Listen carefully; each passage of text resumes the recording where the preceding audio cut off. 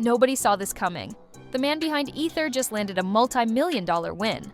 And it comes at the expense of his old rival. Nas' casino bid in Queens just got approved, while Jay-Z's flashy Times Square proposal got shut down cold. Now fans are itching to call it a modern take on their legendary feud, and Nas is quietly pushing back. Back in the early 2000s, Nas and Jay-Z traded diss tracks like Ether and Takeover. They buried the hatchet years ago.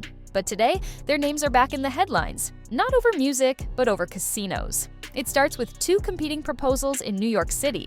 Jay-Z teamed with Caesars Entertainment and SL Green to build a $5.4 billion casino at 1515 Broadway, Times Square. They pledged massive community investments, promised jobs, and positioned it as an economic booster for Manhattan. But opposition was fierce. Broadway League, local residents, theater owners all pushed back.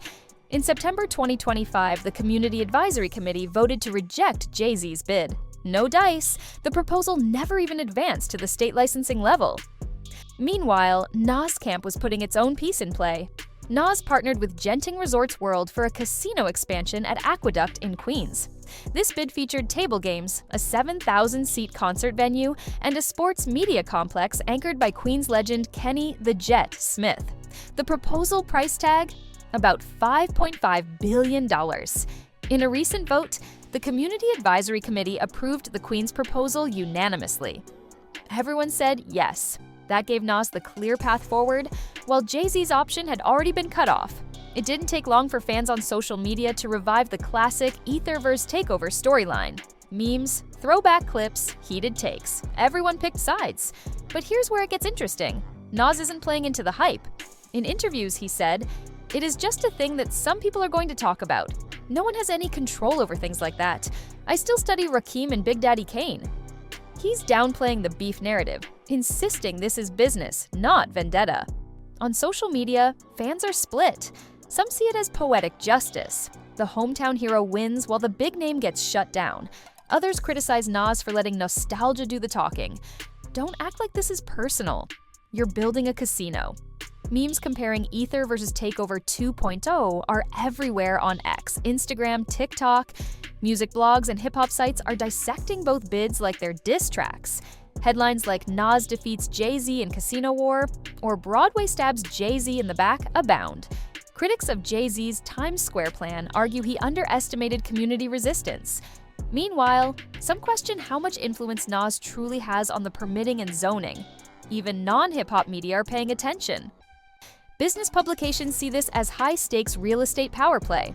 For many in NYC, this is culture, money, and legacy all colliding in one moment. Why does this matter beyond the headlines? Because it bends the lines between art and ambition.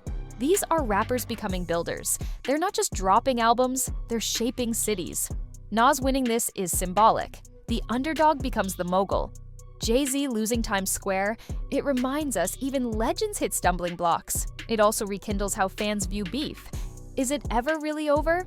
Even decades later, history gets weaponized. In celebrity culture, context is everything, and people will always hunt for narrative. It speaks to legacy wars in hip-hop.